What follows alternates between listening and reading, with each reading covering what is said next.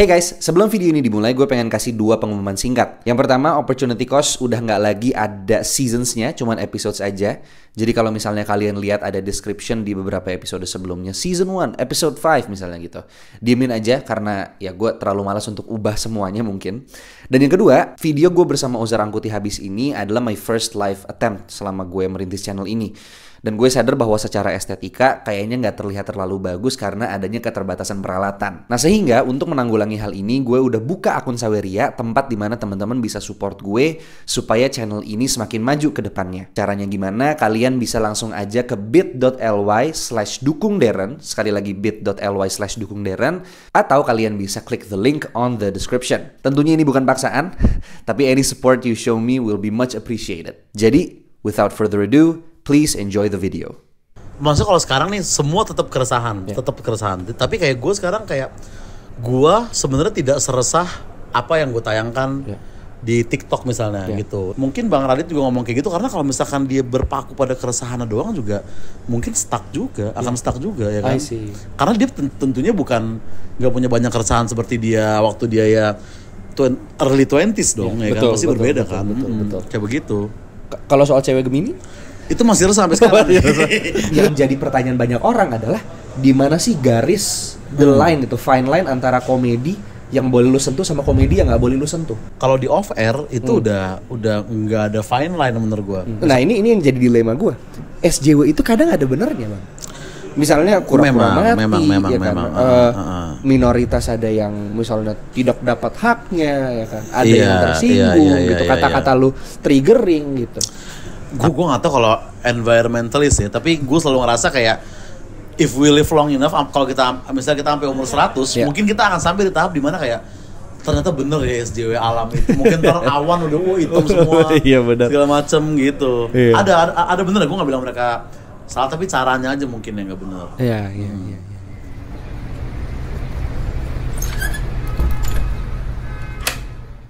Hai, nama gue Darren Christopher dan ini adalah Opportunity Cost, podcast yang direkam oleh seorang anak kos dan diupload kalau ada kesempatannya aja. Join me and my guests and listen to well-curated talks about life, philosophy, comedy, and so much more. So sit tight and enjoy.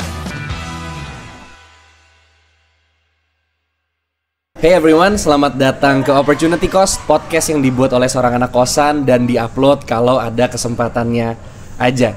Gue sebetulnya hari ini cukup struggle dan minder untuk bikin podcast ini karena biasanya kalau gue ngundang orang tuh gue selalu online bang, gitu karena tadi kita sempat bahas ada keterbatasan equipment kan, gitu. Dan gue kemarin tuh sempat minder, sempat pengen nyari kamera ke teman-teman gue, tapi as it turns out nggak ada kamera yang tersedia gitu di daerah.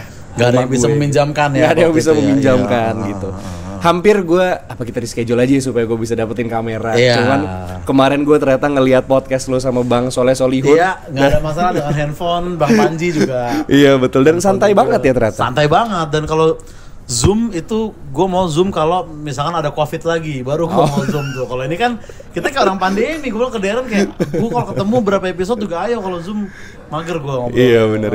Cuman gue rasa guest gue hari ini nggak butuh introduction lagi. Ada Ozar Angkuti. Opportunity Cost. Ya. Ini dulu namanya gue dapet pas lagi di travel on the way ke Bandung bang. Jadi gue tuh nggak tau ya, lu juga ngerasain hal yang sama atau nggak soal komedi, cuman gue tuh sampai beberapa waktu lalu kayaknya perlu create something, kalau nggak gue nggak tenang gitu. Lalu jiwa-jiwa creator itu dan pas di mobil gue berpikir iya ya, gue suka banget sama konsep opportunity cost secara ekonomi gitu, karena untuk mendapatkan sesuatu ada yang lu dikorbankan gitu kan. Tapi at the same time itu jadi pan yang bagus gitu. Lu kuliah ekonomi dulu? Enggak, gue anak IPA. Nah, enggak. Kalau tahu opportunity cost? Tahu, dari Raditya Dika malah.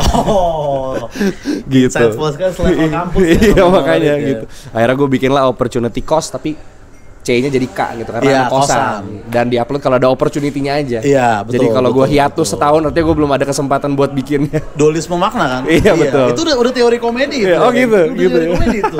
Bisa open mic loh. Iya. Tapi nah, itu yang menarik, Bang.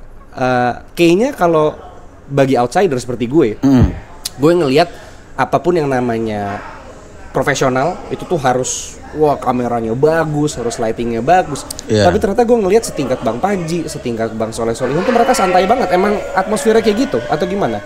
Ya yang paling bener sih waktu itu gue juga awalnya mikir gitu, tapi omongan Kang Soleh yang dibilang kayak ya slogan di YouTube tuh broadcast yourself, jadi ya nggak ada batasan lain kan. Makanya nah kalau gue pribadi dulu gue belum punya kamera kan, gue cuman kayak handycam yang gue punya, jadi gue ngakalinnya pakai, karena gue monolog, jadi gue ngakalinnya pakai animasi dulu, animasi ringan tempel-tempel gitu. Benar.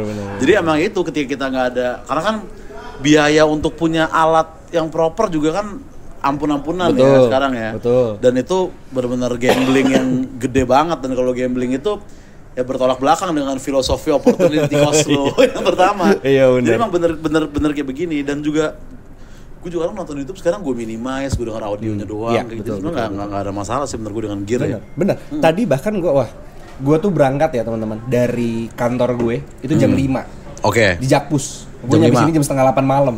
Jadi memang setara ke Bandung ya. setara ke Bandung. Tapi ya. along the way menghadapi macet di Jakarta, gue sambil dengerin podcastnya Bang Panji sama Deddy Corbuzier juga ngebahas Asian value ya. Yang di Close the Door kan. Yang di Close the Door kemarin. Iya. Tapi nah itu yang menarik Bang. Gue tuh kenal sama lu di tahun 2021 di sebuah perlombaan podcast yang diadakan oleh PAN pada waktu itu ya. Iya, betul. Sama PAN? PAN PAN yang itu. Sama-sama biru sih kantornya. Iya, betul. Prambors. Podcast Mas Asia Network. Podcast Mas Asia Network. Prambors pada waktu itu partnership. Singkatannya PAN ya? PAN Mas Asia Network. Nah, dan Darren ini masuk ke 20 besar ya. Jadi dia kayak kontestan termuda pada waktu itu yang bisa sampai di top 20. Gue juga kaget, gue baru tahu tadi kalau ini anak ternyata masih SMA waktu lomba itu. Tapi yang lebih muda tuh partner gue waktu itu, si Prisil. Oh, udah nggak bersama sekarang. Udah nggak bersama. Beda bulan doang ya tapi.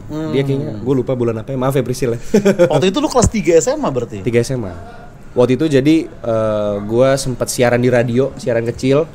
Lalu karena timnya di sana, akhirnya kita coba ya lo bikin podcast buat lomba Prambors. Akhirnya kita masuk ke top 20, ketemu lu. Iya. Ya kan? Di Zoom ya, di Zoom. Dan dulu Zoom lu masih gelap, lu masih botak. Dan lu gua adalah peserta paling ofensif pada waktu itu, ngecengin peserta lain. Iya benar. Nah itu menarik Bang. Gue tuh tahu kalau podcast lu tuh rame. Iya. Kalau nggak salah 120.000 atau bahkan gue lupa 200.000. Apanya subscriber ya? Yang dengerin di Spotify ya. Iya, sebelum lu akhirnya dikontrak sama Noise kan. Betul. Gitu. Tapi pas gue ngeliat IG lu masih 10.000. Iya kan. Tapi nggak lama setelah itu, tiba-tiba lu mulai ngehits di mana-mana. Benar. Ya kan. Lu tiba-tiba mulai diundang sana sini. Gua ngelihat IG lu tiba-tiba lu udah 70.000, tiba-tiba udah 100.000. Iya. Diundang Raditya Dika juga nggak sih? Benar. Gitu. Nah itu turning point-nya dari mana tapi? Dari lomba itu? Kayaknya ya kayak dulu tuh gue masih kayak idealis banget, kayak gue masih mikirnya kayak gue nih podcaster dan stand up comedian nih. Gue maunya gue audio aja dan ya IGTV dikit-dikit. Kayaknya turning point-nya begitu gue pindah ke TikTok dan mulai nunjukin ya konten-konten yang memang pendek-pendek dan memang ya kan kita nyari exposure sama nyari loyalis tuh beda metode. Bedanya apa? Kayak gini ya, ibaratnya kayak gini, kayak dulu gua audio tuh ya kan, dan pendengarnya dulu bahkan belum 120.000 gitu. Kayak gua mungkin puluhan ribu lah, dan gua hanya audio. Gue bikin IGTV juga, bikin YouTube tapi dikit lah. Nah, gue bikin acara waktu itu di Ketawa Club pertama kali tahun 2020 kalau nggak salah, Kesalahan Night. Karena waktu itu Covid jadi penonton cuma 50-60 orang. Tapi itu kayak sold out, kayak 2 jam sold out tuh. Kesalahan Night itu karena sekarang gue tuh followers gue 200.000 di IG dan TikTok gue jutaan kan. Nah, gue bikin special show nih. 4 kota kan. Ini kapan? Ini baru pengen terjadi, baru pengen terjadi. Baru tiket. Wow. Okay. Nah, di Surabaya sampai detik kita tapping nih di Surabaya. Yang beli tiket baru 15 gitu. Maksud gue kayak itu kemana sih orang-orang jutaan itu? Lu pada nggak ada yang orang Jawa apa gimana maksudnya? Itulah yang gue rasa bedanya antara audio dengan video ya. Dan kalau lu kayak di festival podcast gitu, kayak misalkan podcast seperti ya Podcast Mas yang waktu itu mengadakan lomba. Mereka hanya di audio dengan reach yang segitu, tapi begitu dia bikin di off air itu orang tuh nggak bisa masuk. Jadi memang ya YouTube pun sekarang konten kayak gini nih mungkin yang nonton nggak akan sampai trending, tapi itu orang-orang yang bisa lu suruh beli merch, bisa beli tiket gitu-gitu. Sedangkan kalau TikTok nih mungkin nonton lu 6 juta, itu 3 juta nggak tahu nama lu siapa gitu. Iya, benar. Itu yang gue pelajari dari podcast dulu ya. Iya benar. Nah, tapi lu tergolong orang yang berani menurut gue bang. Oke, untuk bisa upload the kind of content you're doing right now gitu. Maksudnya ini yang gue nggak tahu nih. Soalnya kadang menurut gue tumpang tindih. Kalau dari Raditya Dika, gue ngerasa di awal ya dia bilang ini semua berawal dari keresahan. Betul. Gitu. Lu resah sama sesuatu, betul. Lu jadikan itu bahan. Iya, yes. Tapi Raditya Dika kemarin juga bilang sekarang dia kalau nulis buku udah nggak bisa seideal itu. Umurnya udah bertambah. Iya, dan jadi hidup dia udah berjalan juga. Iya, ya jadi kan? dia drafting dari yang jelek sampai yang bagus. Yes. Yang artinya mungkin ada beberapa hal yang ditambahkan for the sake of the show, ya kan? Betul. Artinya keresahan lu soal misalnya keberpihakan lu yang ekstrim dengan Erigo, ya kan? Lalu sikap anti lu sama cewek Gemini ya. Karena itu for real atau for show? Nah, gue juga mungkin agak relate sama Bang Radit ya. Kayak misalkan kayak kalau dulu, maksudnya kalau sekarang nih semua tetap keresahan. Tapi kayak gue sekarang kayak gue sebenarnya tidak seresah apa yang gue tayangkan di TikTok misalnya gitu. Nah, yang gue senang dari Erigo adalah kayak gue dijadikan BA yang bebas gitu. Kayak Za, lu kalau muji-muji doang juga basi buat kita. Nggak apa-apa, sesekali lo mau nginjek kita, kayak kita mah bodoh amat. Mereka juga sebenarnya orang-orang yang juga di belakang layarnya. Nah, jadi kayak sebenarnya gue nggak ada keresahan spesifik tentang Erigo kayak ya obviously gue nggak benci sama mereka ngasih gue kerjaan kan. Tapi kayak gue perlu untuk sesekali memukul Erigo juga karena ya menurut gue itu lucu dan menurut mereka itu juga lucu, tidak menyinggung gitu. Jadi mungkin Bang Radit juga ngomong kayak gitu karena kalau misalkan dia berpaku pada keresahan doang juga mungkin stuck juga, akan stuck juga ya kan. Karena dia tentunya nggak punya banyak keresahan seperti dia waktu dia ya early 20s dong ya kan, pasti berbeda kan. Betul. Kayak begitu. Kalau soal cewek Gemini? Itu masih resah sampai sekarang. Enggak. Itu kayak keresahan lama sebenarnya yang sekarang tuh jadi komedi aja, tapi dulu emang keresahan asli. Iya. Tapi kenapa lo nggak perbanyak itu konten komedi dalam bahasa Inggris lo? Gue jujur merasa itu sangat lucu yang di mana tuh Komedi Central. Iya, itu lucu banget menurut gue. Apalagi dengan lo mencampur bahasa Indonesia dan bahasa Inggris. Kayaknya permasalahan dengan komedi Inggris itu kayak dulu karena gue tiketing di Ketawa Club, jadi ada open mic bahasa Inggris 2 minggu sekali. Jadi gue ada reason untuk nulis materi khusus bahasa Inggris karena ternyata nggak semua materi bisa kita translate. Misalkan ini lucu di Indonesia nih, itu belum tentu lucu di Inggris. Bahkan beberapa teori kayak plesetan atau kayak apa gitu, itu menurut gue di Inggris tuh nggak terlalu bisa kepake kan. Nah sekarang karena kok waktu itu Komedi Club tutup, gue jadi nggak ada acara lagi, jadi gue nggak ada reason buat nulis komedi berbahasa Inggris lagi, kayak belum ada. Kalau gue berjujur sampai sekarang materi bahasa Inggris gue masih mirip-mirip sama yang di Komedi Central itu belum bertambah banyak gitu. Tapi artinya yang nanti akan berjalan nih komedi show terbesar lu, independen. Itu tur pertama gue berbahasa Indonesia dan itu di bawah naungan MLI penyelenggaranya, tapi ya gue sendiri di situ. Iya. I see. Nah, tapi itu that again yang gue bilang kenapa berani. Karena gue sekarang ngeliat orang-orang yang cukup frontal kalau dari segi komedi, misalnya Bang Manji. Dia menurut gue frontal sekali gitu. Dia nggak takut sama apapun gitu. Dia nggak satir, dia direct langsung. Iya kan gitu. Bahkan kalau dari non komedian, gue ngeliat Ferry Irwandi misalnya yang sekarang juga lagi naik kan. Ferry Irwandi juga berani banget. Kania Cita juga berani banget. Banyak sih. Betul. Tapi kan maksudnya di saat dibandingkan dengan mereka, mungkin home base lu nggak sebanyak mereka tentunya. Iya. Tapi lu nggak takut itu maksudnya untuk bikin konten yang lu buat sekarang? Mungkin lu nggak nyentuh politik ya. Tapi lu lebih nyentuh hal-hal yang sosial lah, mungkin banyak orang ngerasa. Ya buat lu biasa, mungkin gue nggak tahu buat lu gimana. Tapi buat orang mungkin cuts close to the bone gitu. Iya. Itu sih ya, karena gue ngerasa kayak kalau politik udah ada mereka juga kan. Kayak udah ada Panji, udah ada Ferry Irwandi dan lain-lain. Nah, dan sedangkan kayak Coki Muslim juga menyerang hal-hal yang besar gitu kan, misalnya kayak freedom of speech bla bla bla. Nah, gua kayak dan temen gua sastra, walaupun gua nggak tahu dia ya, tapi kayak gue pengen tuh kayak yang gue kadang ini, tapi kalau untuk TikTok ya, untuk konten gue pengen kayak ya musuhnya gue itu adalah orang yang lu lihat di real life gitu, bener-bener kalau bisa yang lu tertawakan tuh emang temen deket lu, memang kayak orang yang sekitar lu, mantan lu gitu-gitu. Jadi gue nggak perlu pancing apa yang gede, tapi gue pengen kayak ini kita juga kayak tai loh kadang-kadang sebenarnya gitu kan. Dan kadang gue yang gue berharap banget netizen bisa mengerti ya sampai sekarang adalah kayak kadang kalau gue ngecengin A misalnya gitu, misalkan gue ngatain orang tentang syuting minum bir misalnya, gue ceng-cengin tuh. Nah, gue ngerasa bukan berarti dalam tanda kutip haram untuk gue melakukan itu juga, paham gak lo?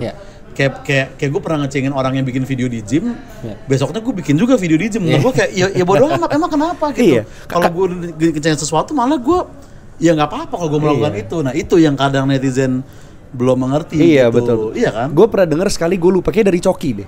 Dia bilang ya komedian di sini bukan buat jadi contoh, tapi to make itu jokes. Itu coki banget. Iya. Nah, dan banyak orang yang kayak masih menjadikan Coki contoh, padahal kayak dia kurang pembuktian apa lagi bahwa dia salah gitu. Maksudnya kayak kan dia udah penistaan, narkoba, udah lu denger mulutnya aja lu denger, jangan lu terapin di real life apa yang diomongin lu yang misjudge ibaratnya. Even Panji pun juga ya dia komedian to the core gitu ya.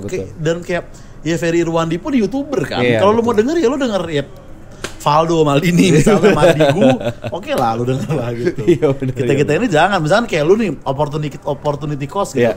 Bukan berarti mereka harus dengar saran ekonomi dari lu kan? Betul. Iya kan? Nggak akan dapat apa-apa juga sebenarnya. Itu yang gue masih kadang sebel juga sebetulnya. Iya. Bang Panji tuh lagi ngeramu satu special show juga. Mens Rea. Katanya tuh tahun depan 2025 bahkan. Iya, dia mau ngejar 10.000 penonton katanya dia. Dan di Jakarta itu 10.000 cuma Jakarta doang. Iya, Jakarta doang. Banyak kota kan? 10 kota dan yang di Jakarta 10.000 penonton. Iya, betul. Dan gue gue lupa di mana ya. Cuman sekarang tuh memang tontonan gue lagi terpolarisasi dengan Panji Pragiwaksono karena gue ngikutin dia sebenarnya dari sebelum dia di Total Politik ya. Cuman dari setelah itu juga sangat-sangat meningkat gitu. Iya. Dan dia bilang dia akan sebut nih nama-nama pejabat yang bagi dia mau dia bercandain gitu. Tapi ya itu hanya sekedar candaan. Iya, itu filosofi di judulnya Mens Rea juga. Iya, kata dia gitu kan. Nah, cuman dari situ yang jadi pertanyaan banyak orang adalah di mana sih garis the line itu, fine line antara komedi yang boleh lu sentuh sama komedi yang nggak boleh lu sentuh. Ya kan? Di mana sih fine line antara komedi yang lu boleh ibaratnya lu boleh bahas dan tidak gitu. Iya, karena kan mungkin beberapa orang nggak apa-apa nih, misalnya gue dibecandain ras gue nggak ada masalah. Iya. Cuman bagi orang-orang tertentu, wah ini nggak boleh. Bermasalah. Lu sebagai komedian memposisikan itu di mana, Bang? Kalau menurut gue ya Ran, kayak sejujurnya kayak kalau di off air itu udah nggak ada fine line menurut gue. Misalnya Bang Panji jual 10.000 tiket, terus 10.000 orang datang, mereka kan buang duit dan buang waktu untuk denger Bang Panji ngomong. Itu menurut gue udah no limit, dia bisa ngomong apapun dan si 10.000 itu akan harusnya mengerti kayak karena mereka udah bayar. Karena mereka udah bayar dan udah buang duit, harusnya mereka tahu kayak ya Panji bercanda nih, bukan dengan serius. Nah, permasalahannya adalah batasnya di mana? Di internet menurut gue. Kayak kita harus akuin sekarang kayak internet tuh a big part of the world sekarang, dan kayak kita tanpa internet juga probably nothing gitu ya. Kan kita bukan di zaman Warkop atau Jerry Seinfeld yang bisa dari panggung ke panggung ngelucu sampai hidup. Nah, jadi batasnya adalah kalau menurut gue pribadi adalah mana yang lo upload dan mana yang hanya lo keep untuk di off air gitu ibaratnya. Dan memang menurut gue nggak boleh, value-nya nggak boleh sama, karena orang nonton gue di TikTok sama orang nonton gue di real life, kita lebih respect yang real life dong. Lu datang kan. Nah, itulah yang gue praktekin dan gue rasa banyak yang mempraktekkan juga, bahkan Coki pun di Coki Muslim pun. Tapi kalau lu sendiri gimana? Maksudnya lu bikin konten nih dan di platform-platform banyak orang gitu. Dan ya gue belum menonton semua video lo, tapi I've seen quite a bit gitu dari TikTok juga gitu kan. Pasti kan ada orang-orang yang secara involuntarily misalnya masuk ke TikTok mereka nggak setuju gitu. Apakah lu nggak akan kayak ya itu sebenarnya bercandaan doang gitu? Tapi itu pembelaan yang gue nggak pernah. Sebenarnya itu pembelaan yang sangat valid ya, kayak it's just a joke gitu, itu valid. Tapi gue pribadi gue nggak terlalu suka stance itu gitu. Menurut gue itu cheap way to run gitu menurut gue. To run away ya? Iya, to run away itu it's cheap way to run. Dan kayak kalau gue bilang kayak cuma bercanda kan, ya batas bercanda orang beda-beda kan. Jadi setiap gue kena head comment, gue selalu pakai pembelaan yang lain yang bukan itu. Gue sampai sekarang nggak pernah gue klarifikasi dengan cara kayak itu cuma jokes teman-teman gue belum pernah kayak begitu. Someday mungkin kalau memang gue kehabisan pembelaan lain dan udah benar-benar kering, mungkin lah gue pakai lah kartu itu. Tapi gue so far selama gue masih bisa pakai stance lain, gue nggak akan pakai stance yang itu sejujurnya. I see. Kenapa lo anti banget sama SJW? Kenapa gue anti banget sama SJW? Karena kayak karena menurut gue gini, SJW itu mereka itu nyamperin sebenarnya, bukan kita yang samperin gitu. Dan kayak mereka itu would go to the long distance hanya untuk kayak gue tuh head comment kayak orang tuh sampai bikin tweet gitu kayak lu sesebel apa sih, emang statement gue semenyebalkan apa? Gue ada gitu-gitu juga sebenarnya. Dan SJW itu masalah stance-nya di kebenaran gitu, kayak mereka tidak ada penghiburan, tidak ada, kita juga nggak ketawa juga, kayak apa sih peran lu di society gitu. Kadang gue merasa kayak gitu dengan SJW. Tapi itu artinya hate comment yang lu post di IG lu itu real? Semua real? Gue nggak pernah nge-recreate satu pun head comment, gue berani menjamin. Itu semua real. Itu semua real. Ya, dan memang agak fucked up gue malam-malam jam 2 pagi nyari nama gue sendiri di Twitter, sebenarnya agak insecure, tapi memang itu yang gue sejujurnya lakukan gitu. Tapi itu pernah kena sampai ke sini gitu kayak anjing gitu. Gue head enggak sih, tapi gue sejujurnya gue bisa kena kalau kayak itu adalah penonton lama gue yang sekarang ilfeel sama gue, itu gue sebenarnya kena. Tapi gue gak pernah posting karena itu gue kena beneran. Jadi gue ngapain lah nge-share insecurities nyata gitu. Maksud gue itu untuk gue curhatin ke teman gue di bar kayak gini, bukan untuk gue posting-posting gitu. Iya betul. I see. Kayak gitu ibaratnya. Oke. Jadi artinya everything is organic ya. Gue one of a kind sih. Gue bahkan gue jarang ngelihat yang memang berani ngepost hatersnya seperti itu. Iya.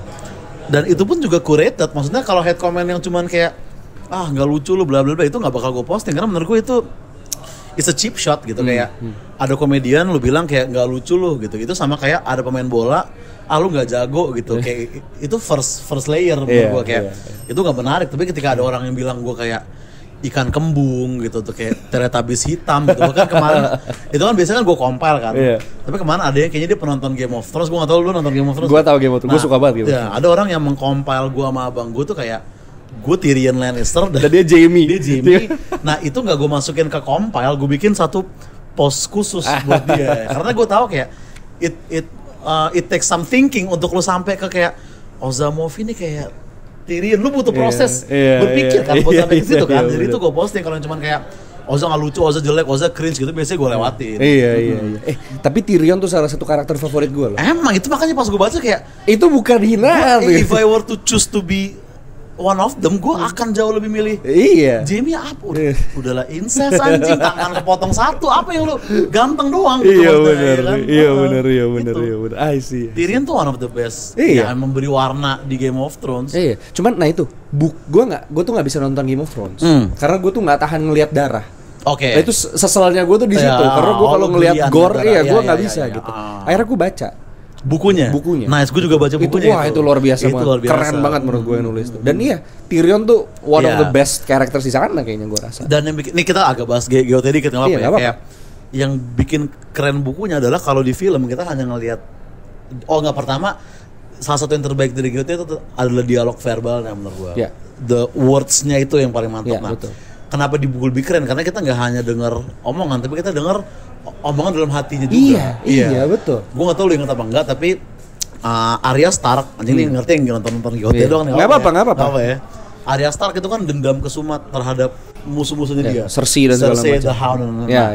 Nah kalau di buku dia hanya nyebutin setiap mau tidur dia sebutin satu-satu kan, Cersei, The Hound, Tywin. Gue belum nyampe situ tuh. Lu belum sampai di buku maksudnya? Buku gue baru sampai book 2. Ini buku berapa? Ini kayaknya ada di buku tuh deh. Kayak pokoknya ada adegan. Ini kalau lu belum sampai gue juga sorry spoiler. Nggak apa-apa, silakan. 2 paragraf dong kayak dia kalau di buku itu Arya Stark tidur, terus dia mimpi bahwa Cersei dan The Hound dan Tywin tuh jadi orang-orang sekecil ini, sekecil gini nih. Dan Arya Stark di situ jadi kan dia sigilnya House Stark kan direwolf kan. Betul. Di mimpi itu dia jadi direwolf tuh, jadi raksasa gitu. Terus anjing gore parah kan. Gore banget gila gitu. Banget. Salah satu tragedi terbesar dunia tuh adalah ending Game of Thrones di HBO. Iya benar. Yang didahuluin padahal bukunya belum kelar. Itu sih jahat sih itu sih. Dulu gue awal podcast gue punya 3 episode tentang itu, betapa bencinya gue sama ending Game of Thrones. Itu the real gore-nya tuh di situ. Itu gore terhadap karya itu. Itu plot twist terbesar dalam sejarah series harusnya. Mereka tuh harusnya segede Star Wars. Iya benar. Nah, gue tuh merasa belum ada buat gue belum ada karya fiksi yang fantasy yang bisa ngalahin Game of Thrones. Bahkan Lord Oke. of the Rings aja menurut gua nggak sebagus Game of Thrones. Iya, padahal mereka duluan. Iya. Karena menurut gua mungkin politik di Game of Thrones lebih real Iya. gitu. Tapi kalau sebagus masalahnya itu udah masuk ke selera lagi. Iya, betul sih. Katanya kita harus kalau menurut Adriano Colby kita menilainya dari numbers. Jadi Adriano Colby. Adriano Colby ya. Kayak menurut dia yang matters di dunia hanya penjualan tiket lu di tour udah itu doang. Iya, Dia nggak peduli FYP, TikTok dan lain-lain. Iya, kayak betul, di betul. offline menurut Betul, dia. betul. Patokannya. Betul. Tapi kembali lagi ini tadi kita agak segue. Kembali lagi Ya. ke SJW. Ya, SJW. Di kampus gue banyak loh. Di kampus pakai SJW? Banyak. Karena gue HI. Kan kampus tuh lumayan ini padahal ya, lumayan yang Ada religi. ya. Dan maksudnya bukan kampus-kampus level bawah gitu menurut Iya, gua ya iya, kan. iya, iya, Ada SJW di situ. Banyak. Malah ya gua tuh sedikit tertekan untuk bisa ngomong kalau di sana. Yang bener lu sampai kayak gitu. Iya. Maksudnya kalau di forum terbuka ya, kalau sama Iya. teman-teman gua. Jadi gua nggak musuhan sama mereka. Gua Iya. juga gua tidak suka sama Sama mereka. para SJW itu. Sama para SJW Iya, itu. Cuman kalau di forum terbuka gua agak takut ngomong. Tapi kalau berdua gini, kita diskusi nggak apa-apa. Gitu. Cuma presence-nya Iya. sebegitu besarnya. Apa yang lu takutin dari ini? Mungkin apa ya, karena mereka berdiri tadi di atas asas ini kita memperjuangkan kebenaran gitu. Apa contoh? Gue pesen lagi satu ya biar. Boleh silakan. Bang. Satu lagi. Apa contoh kasus di real life-nya per SJW-an dari karena kampus tuh kampus bagus itu Iya. hitungannya. Gue heran. Gue takut nih kalau kayak gitu. misalnya paling simpel gini. Paling simpel, gue sempat sekali lagi beli Indomie di salah satu tempat. Lalu ada teman gue yang dia tuh memang environmentalist parah. Dan gue bungkus yang gue pakai styrofoam kan. Ya lu lain kali jangan pakai styrofoam itu. Wah, serius kura-kura lu? mati itu. Udah Anjing, kayak yang gitu. bener lu. Tahun berapa dia ngomong gitu? Lah tahun ini bang. Fuck man, itu parah sih. Gue yang kayak, Itu wah, parah sih. Itu parah sih menurut gua. Iya. Tapi kan menurut lu, nah ini yang jadi dilema gue. SJW itu kadang ada benernya bang. Misalnya kura-kura mati, memang. ya kan? Minoritas ada yang misalnya tidak dapat haknya, ya kan? Ada Iya, yang tersinggung, iya, gitu. iya, Kata-kata lu triggering gitu. Tapi kalau kita mau bahas serius, ini gue juga jarang sebenarnya gue bahas serius. Biasanya gue bercanda-bercanda doang kan. Nih sebenarnya gini, ini keresahan gue tentang kura-kura mati nih. Iya. Yang salah itu tempat Indomie lu sebenarnya. Pertama, bahkan yang salah bukan dianya tapi supplier styrofoamnya, bahkan pabrik styrofoamnya. Kayak lu nggak mungkin demi kura-kura lu ngomong kayak, "Mas, jangan pakai styrofoam, saya bawa tempat sendiri." Lu bakal jadi orang nyebelin kan. Gue sayang sama kura-kura, tapi gue nggak mau manusia jadi menyebalkan demi kura-kura. Jadi menurut gue itu stance SJW yang menurut gue itu kurang dalam sebenarnya mereka memikirkannya. Kalau lu mau protes, jangan ke lu yang pembeli Indominya, lu kasih suppliernya. Iya, gitu. lu ngomong ke depan pabrik styrofoam gitu, harusnya kayak begitu kan. I see. Tapi kalau mereka tuh lensanya ini bang, it all starts with you gitu. Kalau ini kan elitnya nih, ini kita gerakan yang populis nih, ceritanya gitu. Ya apa opsi yang kita punya buat beli Indomie di warkop apa ya kan? Gak mungkin. Apa lu harus beli Tupperware misalnya. Ya lu nyuruh orang keluar duit ya kan? Gak bisa. Lu harus makan di tempat yang gak semua orang punya waktu untuk dining kan benar, gitu. Makanya dan karena jadi SJW tuh ya, kenapa ini balik lagi kenapa gue sebelum SJW karena kayak it's the easiest job in the world gitu untuk jadi SJW kan, kayak apapun bisa. Makanya gue dulu punya konten di YouTube-nya Meli namanya SJW News. Gue mau ikut tadi kan. Itu untuk membuktikan ke orang bahwa kayak semua hal bisa lo jadiin SJW gitu. Misalnya kayak ini listrik nih, pabrik listrik bikin polusi, bikin apa sesak gitu, gampang gitu. Yang susah malah lo mencari komedinya atau lo mencari the roots of the problem gitu ibaratnya kan. Betul. Itu yang gue sebel. Betul. Tapi lu ngerasa ada benernya juga kan sebenarnya mereka ngomong apa tuh soal polusi, soal beberapa ini. SJW ya. Apa ya contoh SJW yang gua ya SJW gua nggak tahu kalau environmentalist ya, tapi gue selalu ngerasa kayak if we live long enough, kalau kita misalnya kita sampai umur 100, mungkin kita akan sampai di tahap dimana kayak ternyata bener ya SJW alam itu. Mungkin ntar awan udah hitam semua, segala macem gitu. Ada bener, gue nggak bilang mereka salah, tapi caranya aja mungkin yang nggak benar. Iya. Tapi gue merasa mungkin lu punya kesamaan dengan SJW juga. Dengan SJW juga. Iya. Bukan dalam segi itu ya, dan mungkin bukan dengan caranya juga. Tapi I think as a comedian, lu pasti ingin untuk bisa mempertahankan freedom of speech lu. Benar? Iya, freedom of speech. Dan di Indonesia sekarang tuh kalau menurut pendapat orang-orang dan yang gue lihat di internet, ada resiko gitu kan. Tadi kita sempat ngomongin batas-batas komedi. Iya. Dan sekarang tuh segampang itu buat lu kena kasus loh sebetulnya. Iya, benar. Gitu kan. Iya sih. Menurut lu gimana? Menurut gue emang gue sebenarnya di satu sisi kayak terkadang dibandingin freedom of speech dari ya kita katakanlah so-called government ya, kayak mereka juga pastinya in charge tentang freedom of speech, tapi terkadang gue lebih resah dengan pengekangan dari SJW-nya sebenarnya ya, kayak ibaratnya kayak misalkan gini, misalkan ada orang, misalkan lu bikin konten ngatain DPR misalkan, terus lu dipermasalahkan, ya itu wajar, emang lu menghina dan memang ya mereka pihaknya kan. Nah, tapi kalau netizen itu kan lebih no mercy menurut gue. Kayak kemarin kayak gue sempet di hate yang perkara makeup dan Abe Cekut memang di TikTok. Lu ngomong apa kemarin? Gue nggak tahu tuh. Pokoknya gue bikin TikTok ngatain tentang tren makeup rutin. Tapi itu memang gue upload di TikTok gue. Jadi ketika ada orang tersinggung, gue juga mengerti kayak oh ya mungkin kita nggak sependapat bla bla dan gue minta maaf juga. Nah tapi di kasus lain nih kayak yang paling parah yang selalu gue kasih contoh tuh kasusnya Pras Teguh, lu tau nggak? Beberapa minggu lalu. Pras Teguh itu yang punya podcast bukan? PWK. Yang di warung kan? Iya PWK. Oh iya. PWK. Nah jadi gini, Pras Teguh itu dia nge-host di YouTube-nya Deddy Corbuzier. Gue lupa judulnya, pokoknya tuh konsepnya dia makan nasi padang itu bla bla bla segala macam. Nah, nih ya coba lu juga cerna nih dia. Iya, boleh. Jadi Pras Teguh ngomong kayak gini, kayak ini omongan Pras Teguh ya, kayak gue kalau ngelihat cewek itu dari mata kakinya dulu kata Pras. Mata kakinya. Okay. Karena logika gue kalau mata kakinya bersih, berarti seluruh badannya pasti bersih. Itulah tipe cewek yang gue cari. Nah, Pras ngomong kayak gitu. Itu kan menurut gue tidak menyerang siapa-siapa. Dan itu preferensinya Pras Teguh. Tapi itu dihujat di Twitter, selalu tahu. Itu dihujat di Twitter. Apa katanya?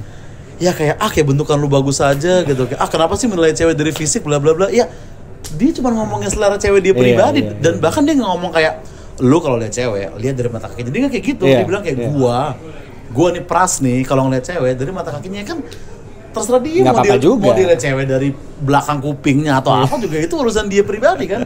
Tapi itu bisa kena. Nah, gue takutnya kayak 5 tahun lagi kayak kita ngomong kayak gue suka cewek cakep itu bisa kena nanti 5 tahun lagi bisa kena itu.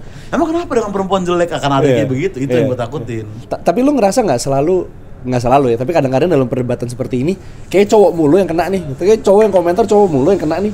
Nah, gitu. Padahal misalnya cewek-cewek demen sama Korea, kalau dia ngejek Pras Teguh itu nggak dianggap sebagai salah satu bentuk yang sama juga gitu. Ya itu mungkin kita harus menyalahkan ya SJW feminis dan Greta Thunberg ya mereka. Kenapa ada Greta Thunberg? Mungkin karena cowok lebih, pertama mungkin karena ya logikanya aja cewek lebih pakai perasaan dan kedua laki-laki lebih nggak diayak omongannya gitu aja sebenarnya lebih kayak gitu. Dan memang jarang sih cewek dihujat karena omongan kayaknya di Twitter agak jarang ya. Iya benar. Tapi tadi yang lu bilang soal 5 tahun lagi mungkin kita jadi lebih restricted ngomongnya, itu ada kemungkinan terjadi loh. Iya. Maksudnya kemarin tuh yang lagi rame adalah soal itu RUU penyiaran. Gitu. Oke. Gue bukan anak hukum, teman-teman. Gue nggak tahu. Gue sempet baca dokumennya sekali. Gue sempet minta teman gue yang anak hukum. Cuman gue belum sempet ulas sampai tuntas gitu ya. Iya. Cuman dari yang gue dengar sekalian gue dengar ya. Kalau gue salah ntar teman-teman bisa cek lagi. Ada banyak poin revisi yang dirasa tuh bisa merugikan content creator. Misalnya kemarin yang sempat diangkat sama Malaka Project gitu, podcastnya. Of course ya, gue juga di otak gue juga mereka Malaka gitu. Project. Mereka ngomong misalnya di film sekarang udah nggak boleh ada orang jahat lagi gitu, ya kan? Dan pokoknya meningkatkan censorship gitu. Menurut lu itu akan berdampak nggak sama komedi industri? Menurut gue berdampak dan itu akan risikonya gede kan. Tapi gue masih dengan stance gue tadi, dampaknya akan lebih duluan netizen dan SJW dibandingin government menurut gue. Walaupun government juga kadang-kadang ada beberapa kebijakan yang wadidau juga, tapi masih lebih wadidau standar moralnya netizen sebetulnya ya kalau menurut gue ya. Kayak nggak pernah ada kayak orang-orang offside deh, kayak ya gue termasuk Coki Muslim, Panji, Panji gue nggak tahu, tapi gue nggak pernah di WhatsApp KPI atau Kominfo kayak Oza jangan bahas ini, nggak pernah gue. Tapi netizen kan gue kena mulu gitu. Apa salah gitu. Nah tapi RUU penyiaran memang kayak gue kan udah jarang bahas politik kan. Kayak dulu pas zaman lomba tuh kita lomba itu kan gue lumayan sering politik tuh. Satir makanya podcast Mas juga tidak memilih gue. Tapi intinya kayak sekarang gue jarang, tapi RUU penyiaran memang pada waktu itu gue bahas lagi di TikTok biarpun dengan cara yang ringan ya, karena gue ngeliat teman-teman di Malaka dan gue ada obrolan sama Kania juga bilang kayak, ini kalau sah nih jokes lu mati semua di TikTok udah. Makanya gue ikutan juga bersuara biarpun itu gue udah lama banget gak bahas politik sebetulnya. Tapi menurut lu kenapa itu dibuat kayak gitu? Ada yang bilang supaya pemerintah lebih immune dari entah sih komen-komen yang ini misalnya gitu. Mungkin sih kayak gue juga mencoba memikirkan di sepatu mereka gitu, kalau gue jadi pemerintah kayak apa yang gue akan bisa perjuangkan ya, palingan RUU penyiaran gua hadang itunya gitu kan. Tapi susah juga sih, susah juga. Karena konten kan urusan masing-masing, mungkin TV dan media mainstream, koran gitu, radio bisa mereka kontrol, tapi konten kan susah kan, nggak mungkin.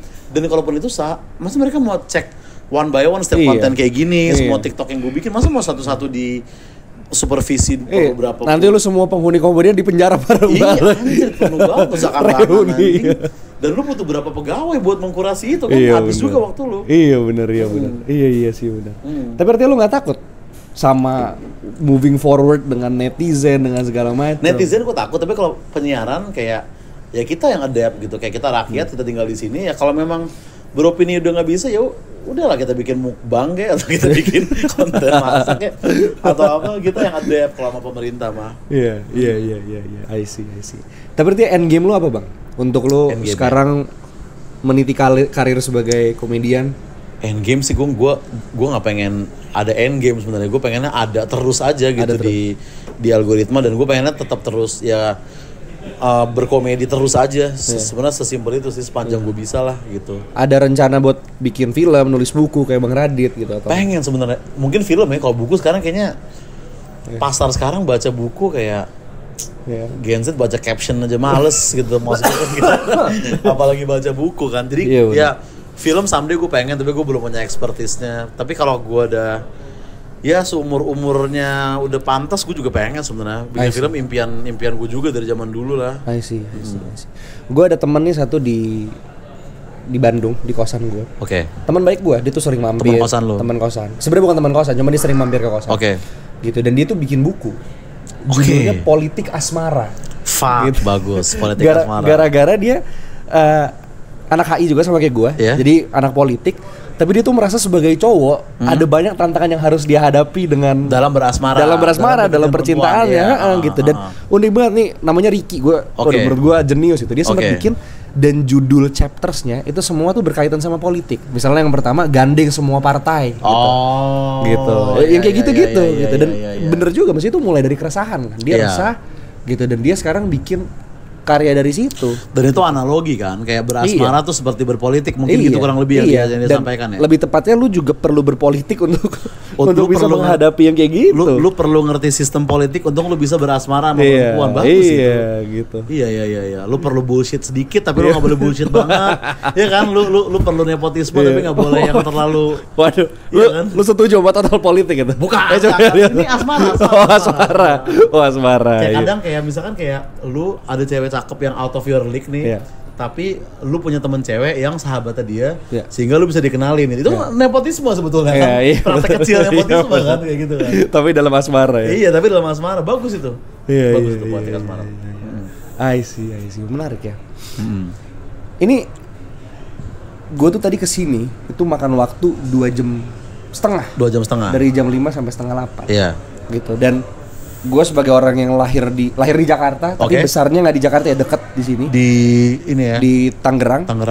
Gue tuh baru tahu ternyata sampai semacet ini Jakarta tuh. Gue tuh sekaget itu. Gitu. How do you survive gitu? Dengan lu tiap hari ada acara dan muter-muter gitu. Macet ya konteksnya ya. Emang ya sekarang tuh kayak orang Jakarta udah tahu gitu, kayak janjian jam 6 itu kayak jalan jam 3. It doesn't make sense anymore gitu. Kayak bahkan udah jangan lo lakuin, kayak lu antara jam 2 atau jam 8 udah itu yang lu lakuin. Jangan kayak janjian lu di mana? Di misalnya Cipulir gitu, jam berapa? Jam 6 gitu. Lu mending ketemu di Bogor gitu kalau sekarang dibanding itu. Udah enggak masuk akal sebenarnya. Iya benar. I see. Tapi artinya kalau di sini lu udah adapted dong sama semua itu. Udah, dan apalagi di Jaksel. Adapted, dan kan kayak enggak mendadak buat kita, perlahan kan, makin macet. Jadi kayak honestly nggak ngeh juga perubahannya ternyata udah terjadi sejauh itu gitu. Ini tuh deket ini nggak sih kantor Prambors nggak sih sini tuh? Lurusan Kantor sini. Prambors yang dulu ya, sekarang gua nggak tahu ya masih ngomongnya, tapi ini bener seberangan. Iya, sederet ini kan, iya. Lu pernah ke sana? Dulu tuh setelah acara yang podcaster itu, Iya. gue sempet diajak sama orang Prambors. Kita pengen ini jadiin podcast lu bagian dari kita. Segmen. Gue kurang paham ya. Oke. Karena waktu baru ketemuan sekali, gue sama partner gue Prisil. Cuman kala itu gue lagi megang satu proker di kampus yang sangat besar. Oke. Gitu, yang pada akhirnya mengharuskan gue untuk nggak mengambil tawaran itu, dan itu menjadi salah satu penyesalan gue sampai saat ini. Ya kalau itu program mungkin iya itu sebenarnya agak sayang lewatkan. Iya tuh. Makanya, iya. Kalau itu program itu basically what happened to Coki Bear pada masa itu kan. Iya. Oh iya, Coki Bear. Coki Bear masih kayak- ada nggak sampai sekarang? Masih, mereka sekarang gua nggak tahu ya sekarang atau pokoknya sempat ada masanya mereka ya prime time Prambors gitu. Iya, Mereka iya, prime time iya. Prambors gitu. Kayak Benar. gue sebagai peserta yang dulu selalu menghina Coki Bear ya di masa perlombaan gitu. Gue pas ketemu juga kayak gila Cok, lu sekarang prime time anjing. Gue nggak Iya. habis pikir Iya. lu berdua yang prime time di Prambors ya emang ya perjuangan mereka juga ya nggak bullshit ya, panjang Iya, juga iya. gitu. Dia tuh jam berapa ya? Gue tuh karena kalau naik mobil selalu dengernya yang top 40 with Eda atau siapa gitu. Eda, iya. Iya, sisanya gue nggak pernah denger mereka lagi tuh malah. Gue sih pernah jadi tamu siaran mereka kayaknya pagi deh, lupa Pagi, gue tapi oh. jamnya persis gue lupa, tapi gue pernah ikut mereka siaran. Pantas. Tapi artinya bener di sini ya. Seingat gue di seberang ada Iya. ATM sampingnya Iya, itu iya, kantor bener. Iya, makanya tadi pas gue kesini tuh Lu ingat dejavu, ada, ya kayak pernah kesini gitu. Iya. Cuman ya macetnya gila sih. Ex Fatmawati men, Iya, Fatmawati. ini gue minta maaf ya. Tadi gue tuh nyundul orang sampai jatuh. On the way ke sini. Jalan kaki. Enggak, naik motor. Oh. Jadi jalannya kecil. Anjir. Gue nggak tahu di mana gitu. Iya. Karena ini jarang banget gue kesini kan. Jalannya kecil. Lalu gue tuh harusnya lurus tapi ada gue di jalur kanan. Gitu. Jadi gue ke bawah arus nih ke kanan gitu. Tapi gue udah sen kiri. Gue maju, gue lagi lihat belakang, tiba-tiba ada motor yang nyalip. Jatuh dia. Dua ukti ketabrak sama gue. Minta maaf. Turun, minta maaf. Turun, Untungnya iya, baik. harus. Untungnya baik gitu dan enggak, Anjir. yang pelan. Oh, Gigi pelan, satu. pelan, Jadi pelan. enggak. Oh, gigi satu, enggak ini, iya. Cuman ya maksudnya kan gue kena mental juga kan sampai kayak gitu. Kadang kalau mana gitu nyasar 2 kali. Maps-nya juga kadang Iya. menurut gua ngasih kita ke gang-gang sempit. Iya. Gak jelas gitu. Jadi sebenarnya bukan salah pemerintah juga, ini salah maps lah sebetulnya kadang-kadang. Tapi sumpah ya, kayak orang-orang IT di kantor ojol, kalian nih ngapain sih kerjanya gitu, kayak titik rumah gue aja berubah-berubah gitu. Semua diserang. Gue kadang nih ya, kayak gue ke kantor MLI tuh lewat jalan gede tuh udah enak. Iya. Tapi kadang mapsnya kayak lewat jalan kayak wah gang-gang sempit parah yang driver juga insecure kayak bang ini bener bang di sini. Nggak tahu deh itu orang kantor lu deh, lu suruh deh beresin deh gitu. Iya. Tapi Gitu. ini menarik Bang. Tadi Bang sempat mention soal MLI. Iya. Mereka juga orang-orang yang berani gitu kan dalam Iya, jokes iya, gitu, iya, apalagi Coki dark Muslim. jokes gitu. Iya, Bagi gua jokes yang makin dark tuh makin lucu. Iya, gitu. ada, iya, Tapi iya, bagi iya. orang ada yang nggak bisa tolerate. Ada yang nggak bisa, Iya. Tapi kalau lu sebagai insider, what's going on sebenarnya dalam pemikiran mereka sampai mereka tuh, wah ya Allah kita bikin Iya. modelnya kayak gini gitu. Sebenarnya menurut gue kayak kalau dark jokes itu bisa lucu di orang, berarti something wrong karena gini ya, kayak gue ngerasa kayak gue stand up kemana-mana, biasanya daerah yang happy Ya. itu kita susah ngelucunya. Daerah yang happy. Daerah yang happy, kayak gue pernah open mic di Ubud ya, bahasa Inggris. Itu one of the worst open mic yang gue alamin, karena kayak Oh, iya? ketawanya tuh ketawa-ketawa menikmati hari tua atau nggak kayak gue pikir gue ngebom, gue pikir gue nggak lucu, tapi pas gue turun kayak oh man, that was very funny gitu. Nanti gue kayak anjing tadi lu kayaknya nggak ketawa man, ternyata itu ketawa-ketawa orang zen yang kayak boleh-boleh udah pensiun 10 tahun, tinggal berdua sama istri di sana, anak jadi kayak anaknya udah pada sukses di US. Iya, benar. Dia berdua sama istrinya udah 10 tahun. Buat acara di Ubud. pensiun sebenarnya. Gak ada keresahan orang kayak Iya, gitu. iya, benar. Terus kayak gue ke Semarang waktu itu kan. Iya. Jadi gue dijemput di bandara, terus gue selalu riset kan Iya. tentang daerah. Jadi di mobil menuju hotel kayak, "Bro, di sini gubernurnya rese nggak?" gitu kan. Iya. Wah, enggak Bang, baik banget dia. Dia suka bantuin warga bikin sumbangan bla Iya, bla bla. iya, Terus kayak, iya. oh gitu. Ormas ada nggak ormas? Paling PP Bang. Rese nggak? Enggak Bang, baik banget. Wah, bantu bangun tenda segala macem. Oh, apa ya? Geng motor ada Bang. Oh, rusuh nggak? Enggak, paling konvoy naik Vespa hari Minggu. Anjing. Geng motor yang kayak Iya, gitu iya. ternyata. Apa nih premanisme? Enggak bang, paling jaga parkir. Itu juga bayar sih kelasnya. Wah bangsat. Pas gue tampil, ya, memang sulit ketawanya. Iya, artinya lo nggak mungkin bisa bikin komedi di Monaco misalnya. Enggak. Nah, tapi kalau daerah-daerah stres, Jakarta, Bandung, Iya, gitu, wah itu iya, enak bener. ketawa. Jogja, Gitu ketawanya kenceng gitu. Iya benar. Iya. Tapi your worst comedy show mana bang? Show ya, bukan open mic ya. Atau ini deh, open mic juga boleh. Kalau open mic memang wild ball ya, kayak lu nggak bisa tebak penontonnya gimana, karena open mic kan sebenarnya tempat latihan kan, itu bukan show gitu. Jadi kayak gue juga jarang gue invite teman ke open mic karena menurut gue kayak it's too raw dan kayak ya ini orang-orang latihan bukan orang-orang tampil gitu kan. Open mic sih akan ada aja nggak, tapi kalau show mungkin kayak di Bandung gue pernah, tapi kayak itu permasalahan briefing dan batas berkomedi juga. I see. Batas berkomedi maksudnya gimana? Jadi kayak gue selalu make sure kan ketika ML ngasih job nih kayak Za, nanti lo tampil di acara Tri, gue lupa brand apa gitu. Kalau nggak salah Tri deh. Terus kayak ini acara apa? Ini acara musik gitu. Ya udah. Nah, gue pikir kan kayak ya udah ini acara musik, mungkin suaranya ada stand up-nya lah. Terus gue make sure berkali-kali kayak ini off air kan. Ya nggak ada yang rekam kan. Ya nggak ada bla bla segala macem. Nah, terus pas hari H, jadi gue tampil tuh kayak ini secara rundown ya kayak It Gitaf nyanyi, terus gue terus hi-fi gitu, maksud gue gini loh, itu nggak ada irisan penonton dan nggak ada orang yang wah enak nih abis itu Oza nih, nggak ada itu kayak begitu gitu. Nah terus gue kayak gue udah siapin materi segala macam, hamin 4 menit itu kayak Mas Oza nggak boleh ngomong kotor, nggak boleh bahas politik, nggak boleh bahas agama, nggak boleh bahas yang jorok, bla bla bla bla bla. Oh gila banget itu, Gila buat banget. anak TK itu. Dan kayak slot gue itu 15 menit, gue bilang kayak ya mas kenapa saya baru dikabarin sekarang? Saya udah make sure dari 3 minggu lalu kalau ini off air. Dan saya lihat di depan juga nggak ada kamera, kenapa nggak boleh ngomong ini semua? Enggak, ini tuh kayak ada direksinya nonton gitu. Nah, to make things worse itu hujan waktu itu, emang anjing banget itu, emang acara gue trauma. Gak direstui itu. Iya, hujan, semua pada pakai jas hujan dan mereka pakai jas hujan juga bukan nungguin hi-fi kan logikanya kan. Mereka pengen di depan gitu. Iya benar. Nah, gue naik panggung. Oh, pada waktu itu nih untuk konteks, jadi gue dikasih hotel di Bandung, tapi kayak gue nggak bisa nempatin karena gue harus pulang sama roadman gue. Ada kerjaan juga besok paginya Jakarta. Nah, gue naik, udah kan, gue nggak boleh ngomong jorok bla bla bla. Gue materi jelek lah, materi aman yang itu juga nggak lucu untuk di offer. Gue lempar, set ngebom tuh, nggak ada yang ketawa, nggak ada yang ketawa. Wah, gila kayak banget. 6 menit tuh kayak anjing, ini gue udah malu banget segala macem.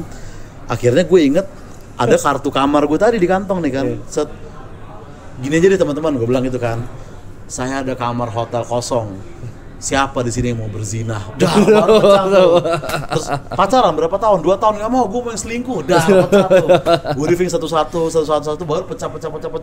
Dar, gue tutup, terima kasih udah ngutin. Nah, gue turun, klien yang ngomel kayak direksi nggak suka sama penampilan kamu mas. Karena berzina itu. Karena jorok.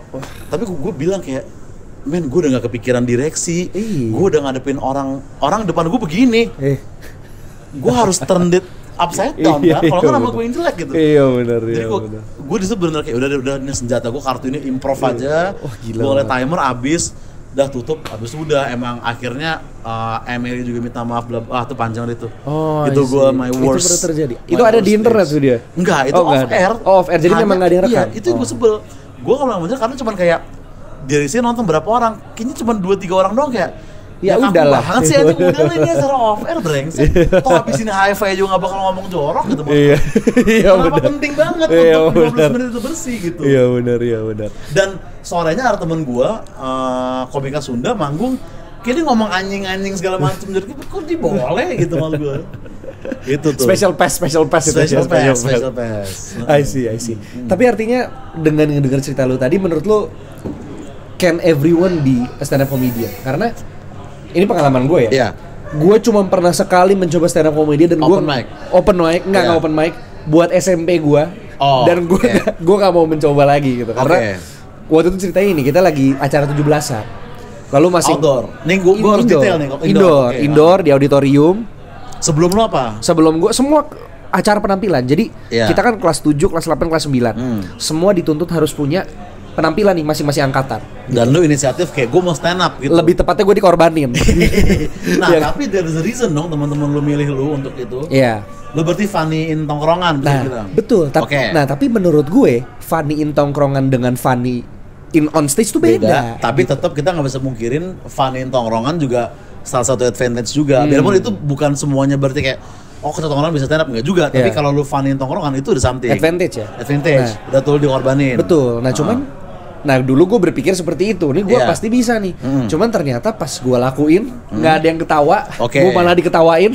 Gue disuruh lucu.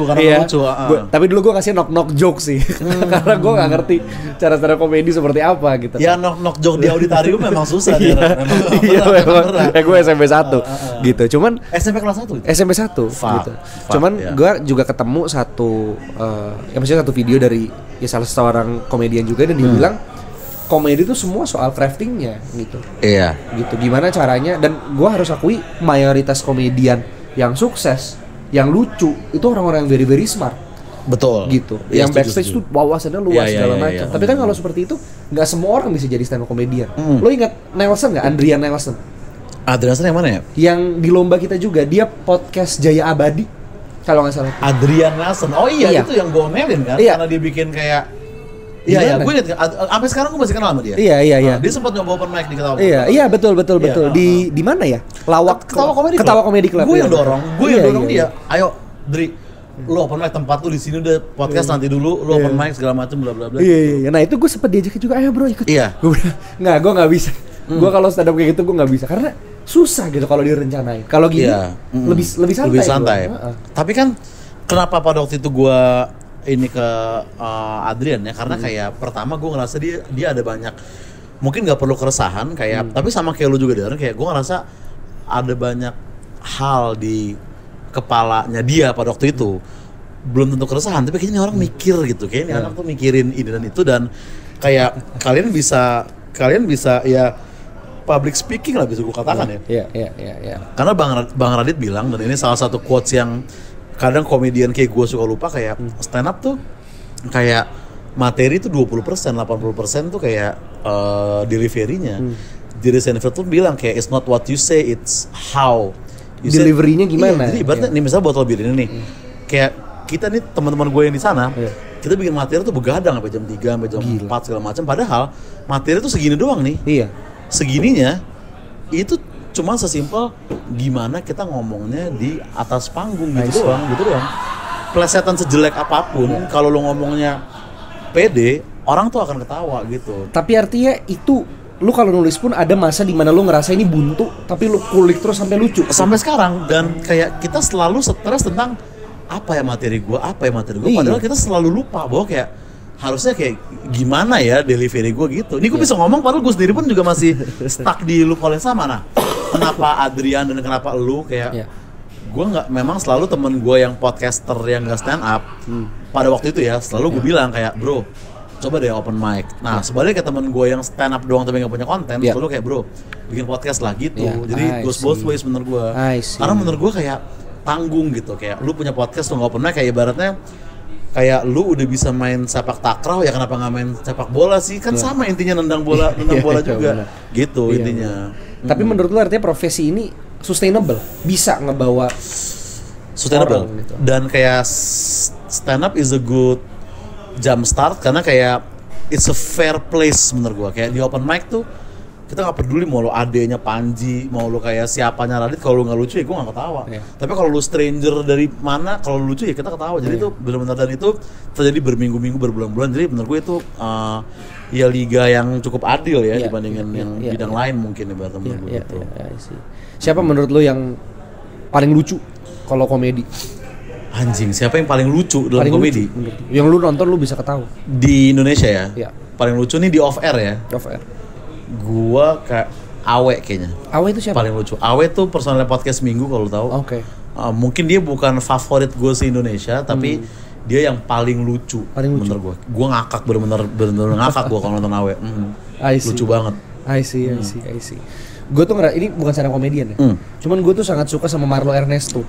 Lucu. Itu lucu banget. Marlo kocak. Gue juga nggak ngerti. Dan dia spontan. Dan gue juga nggak ngerti where did he get that skill. Tapi kayak emang kocak banget. Itu lucu banget. Tapi emang itulah that's the thing kayak kayak orang bandingin Messi sama Ronaldo kan. Kayak beberapa orang emang gifted talented aja kayak Marlo gitu. Ya banyak lah orang yang kayak nggak perlu open mic, nggak perlu belajar komedi, emang udah naturally lucu aja, memang banyak gitu. Nah Marlo mungkin salah satunya menurut gua. Iya. Sih. Tapi dengan with all of this yang udah kita bahas, menurut lu stand up comedians tuh bisa, maksudnya berpotensi nggak sebetulnya ngebawa perubahan itu? Karena kan tadi kita di awal sempat sebut di mana Coki bilang kita ini nggak mau jadi contoh, kita cuma pengen ngelucu.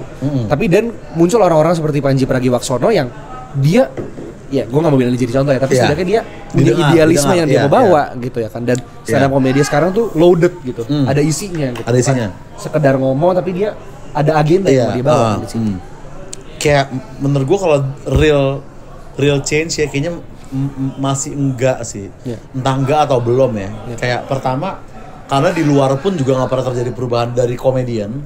Dan kayak gue inget omongannya Ahmad Dhani pernah ngomong di podcast Om Ded juga kayak jangankan komedi ya, musik aja itu tidak akan pernah merubah tatanan politik atau society sebenarnya. Kayak dia ngasih contoh kayak John Lennon aja udah Imagine bla bla bla, nggak ngaruh, Heal the World segala macam tetap ada. Masih ada aja masalahnya ya. We are the one orang masih berantemin warna kulit gitu kan. Jadi kata Ahmad Dhani kayak itu utopia atau apa istilahnya. Pokoknya dia bilang kayak itu tuh halu, kayak itu tuh seakan-akan ini berpengaruh padahal enggak. Dan itu musik yang notabene udah jauh lebih tinggi lah dibanding komedi.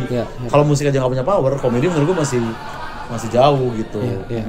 Mungkin lebih orang kayak mungkin bukan komedi tapi mungkin kayak level Om Ded gitu, Densu mungkin dia bisa bawa change kalau emang mereka fokus ke sana. Om Ded Deddy Corbuzier. Iya, dia karena dia platform terbesar di Indonesia sekarang, menurut gue media terbesar. Jadi kalau dia ngomongin hal yang sama berulang-ulang itu mungkin bisa ada change. Tapi kalau dalam komedi sih mungkin enggak. Karena kayak it's still jokes pada ujungnya gitu. I see. Oke. Bang Moza, thank you banget buat waktunya. Thank you so much. Kapan-kapan kalau mau ada undang gue lagi 2 bulan lagi, 3 bulan lagi datang lagi ke Tori Bar Fatmawati. Boleh. Sekalian promosi ya. Sekalian promosi ya. Ingin menghidupkan lagi. Ya, ntar gue bahas sama yang lain. Thank you, Kapan-kapan kabarin gue lagi, kita tag lagi. Thank you so much, Bang. Sampai berjumpa. Yoi. See you. Bye-bye.